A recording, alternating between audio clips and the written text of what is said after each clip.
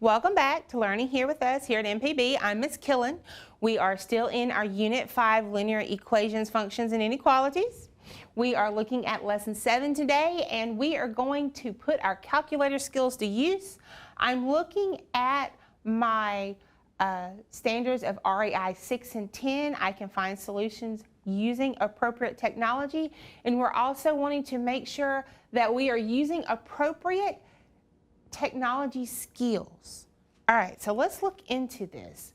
Now, the first thing I want to do is review some symbols. Now, these symbols, a lot of them, we've been seeing them since elementary school, which is fine. We know what our equal sign means. It means the same.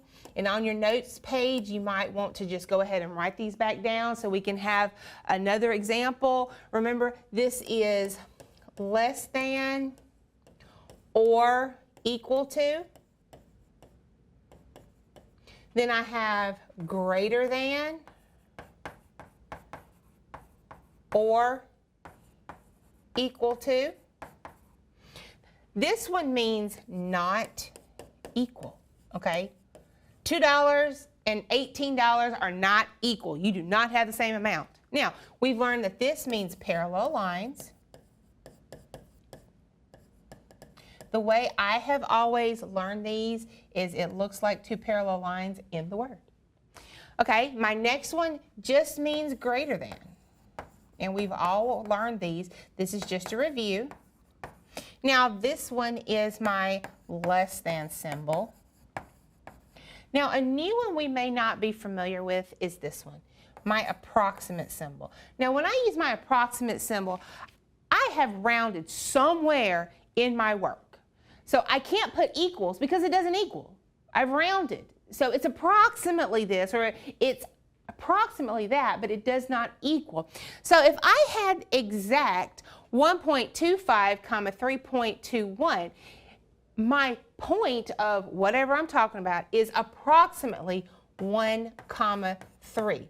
It's not exact, but it's approximately. So we need to make sure that we are using these symbols in terms correctly. So let's get into some math. It says if we graph 5x plus 3y equals 27 and negative 3x plus 4y equals 17, what is the exact intersection point? Use your Desmos to graph. In Desmos, you do not have to put it in slope-intercept formula. You can just put it in how it is. So you go ahead and pull up Desmos. I'm going to go ahead and pull up my Desmos, and then we can put our equations in there. So let's look. All right, so I'm going to put negative 3x plus 4y equals 17. And then my next one, I'm going to put 5x plus 3y equals 27. Now, it wants to know exactly where it intersects. So I'm going to hover my mouse or my finger, depending on what type of technology you have, and it gives me that exact point, 1.96552, 5.72414. So then if I go back to my notes page and I want to tell me approximately where the intersection is, I could put, let's just label it A, is approximately 2.6. Now you may be saying, Ms. Killen, why did you use approximately 2.6? Let me show you. So my exact numbers were 1.96552, and then I had 5.7241. When I get approximately, this 9 is going to make that 1 round up. This 7 is going to make that 5 round up. So for my decimals, I get approximately 2.6. That's approximately where they intersect. Good job. Let's look at some more. It says, let's try using these skills on word problems, our favorite. When Jackson's school arranges a trip for teachers, they procure several modes of transportation to the conference in Dillon, Montana. Using buses and planes, each teacher was able to get to the conference. A system of equations model the trip's transportation. in the system, X represents the max people that can fly on the plane, Y represents the max that are in the buses. The equations show this scenario in March and April. So let's look at March. X is my plane, Y is my bus. Same thing for April, my plane and my bus. On your paper, sketch a model of this graph of the system. Make sure that you're labeling your X and your Y axis. All right, so I'm going to roughly sketch about right here. Now, I am going to say that these are my bus and these are my plane. I am going to label this as N tens and then N tens. Now, Ms. Killen, what are you talking about? I'm only going to put 1, 2, 3, 4, and 5, but since I put that it's in tens, it means 10, 20, 30, 40, and so forth and so on. So I'm going to put my zeros, and I've got 10, 20, 30, 40, 50, 60, 70, 80, and we'll put 90. I've got 10, 20, 30, 40, 50, 60, 70, 80, and 90. So I did go ahead and put them in the tens instead of just writing 1, 2, 3. So that's fine, whichever. So now I need to graph this. So how am I going to graph this? Well, one thing I can do is go and look exactly on Desmos what that looks like, so then I can make a graph.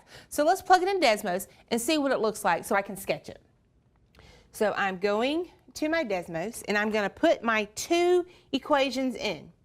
So I have 16x plus 25y equals 275.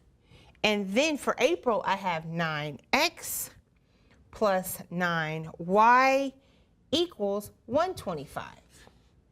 Now, Ms. Killen, I really don't see. Well, if we look over here on the right side and we see this plus and minus button, I can zoom out by using that plus or minus button. So when I hover, I have 8.02469. Now remember, we're doing these in tens, so we could possibly say approximately 80 comma what?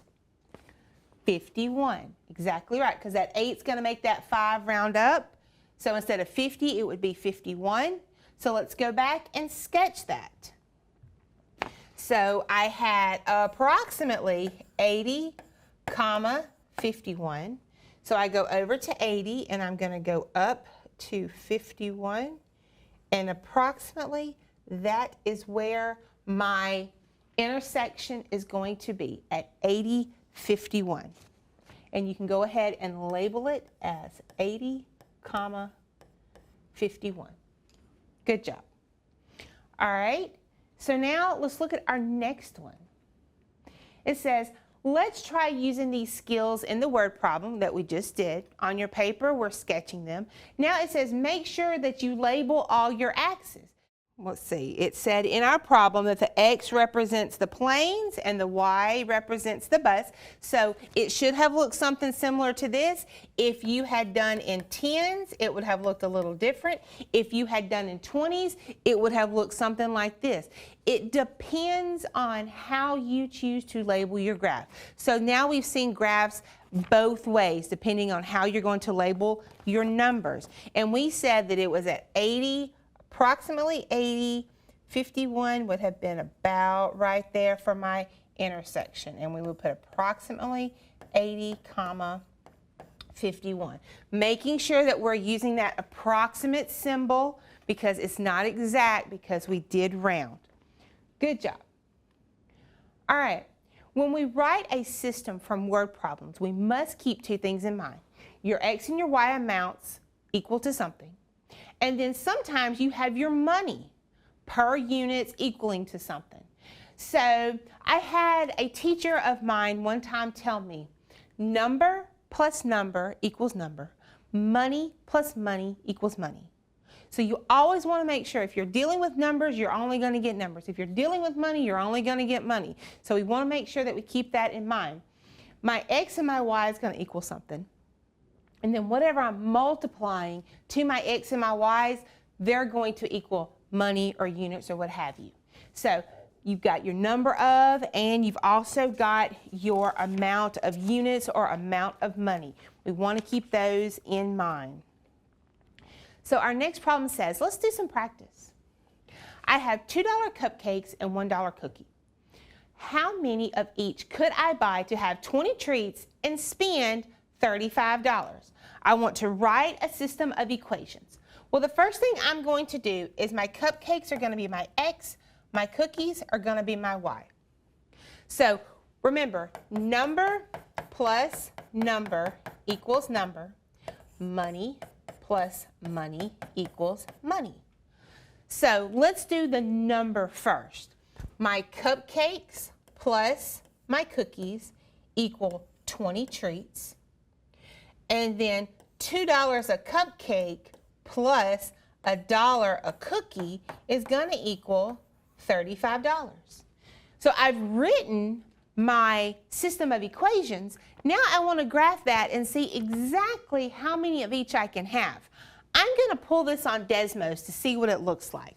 So let's go ahead and pull up Desmos. And I've got x plus y equals 20. Then I have 2x plus 1y equals 35. Miss Killen, I don't see anything. Neither do I. So let's zoom out. Oh, there it is. 15, 5. So we see that they intersect at 15, 5. Now remember, when my systems of equations intersect, that's where both of these equations equal. 15, 5. So let's go back and look at our problem to see what that means. So if I had 15, 5, my x value and my y value, I could have 15 cupcakes. Awesome. 15 cupcakes. And I could have 5 cookies. Now, Ms. Killen, I'm not quite sure if that's going to work. I don't know if my math is going to math. Well, what can I do to figure that out? Plug it in. So let's do that. Let's plug in our x and y values to see if it's going to work. So let's see. Let me get another color. So I've got 15 plus 5. And what does 15 plus 5 equal? 20. So now let's put 15 here, and let's put 5 here. 2 times 15, plug that in our calculator, 30 plus 5 equals 35. So the math works out. So Ms. Killen, you're telling me if I get my solution, I can always plug it back into these equations to see if it works? Absolutely. That's the one way that we know that what we did is correct, if we plug in what we got back in and we get the correct answers. That's the one possible true way that we can understand if we did the math right. Let's look at another one. Vicky and Kamaya are going to the mall. Kamaya has $205, her birthday money, to spend on the clothes. She discovers that a store has all their leggings on sale for $25.50. Then she discovers that their skirts are $50. Kamaya tells Vicky she has a trip next month and she needs 6 bottoms to go with her new tops. How many pair of leggings and skirts can Kamaya purchase with the whole $205? All right. So first things first, got to write that equation. So let's go ahead. We know she needs 6 bottoms. To get her bottoms, she's going to need leggings and skirts. So it says let X be for leggings and let Y be for her skirts. Now, number plus number equals number. Let's go to money. Now, how much are these leggings?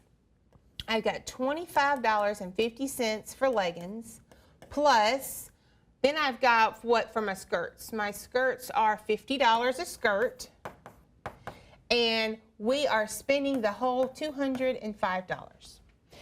We've written both equations. We know what our X and Y values are going to be. Let's plug it into Desmos and see what we get. So I'm going to plug in x plus y is going to equal my 6 bottoms. Then I have 2550x plus 50y equals that $205 she got for her birthday. I'm going to hover,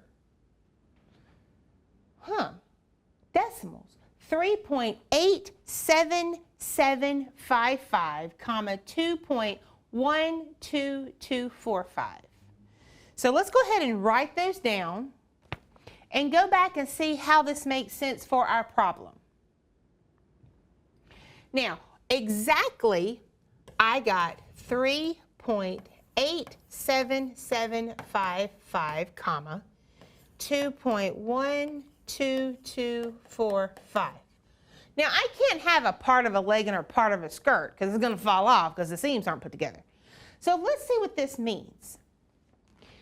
Can I have 4 leggings and 2 skirts? Would that work?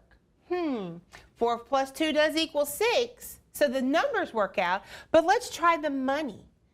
Let's see. If I put a 4 here and I put a 2 here, it's got to equal that $205 or a little less. So in my calculator, I put 25.5 times 4, and then I'm going to add 50 times 2, and I get $202. So yes, I could get approximately 4 leggings and 2 skirts. I could do that, and I would spend $202. So that would definitely work. And we would have, what, $3 left over? All right, one thing I don't want us to forget from this lesson that we've looked at, what your math symbols mean. When we have that equal, exactly equals this, it means exactly this. Or that greater than or less than symbol, or it doesn't equal. We cannot forget that one. That's a real important one. But then we also have that approximately symbol. What does approximately mean? We've rounded somewhere, and we did that in a couple of our problems. How to graph a system of equations. When those lines intersect, what does that mean? It means that that's where both of those equations equal. And how to write a system when you have numbers and amounts. Remember, number plus number equals number. Money plus money equals money. I'm so thankful that you came to learn here with us at MPB. I'm Miss Killen, and I want you to have a great day.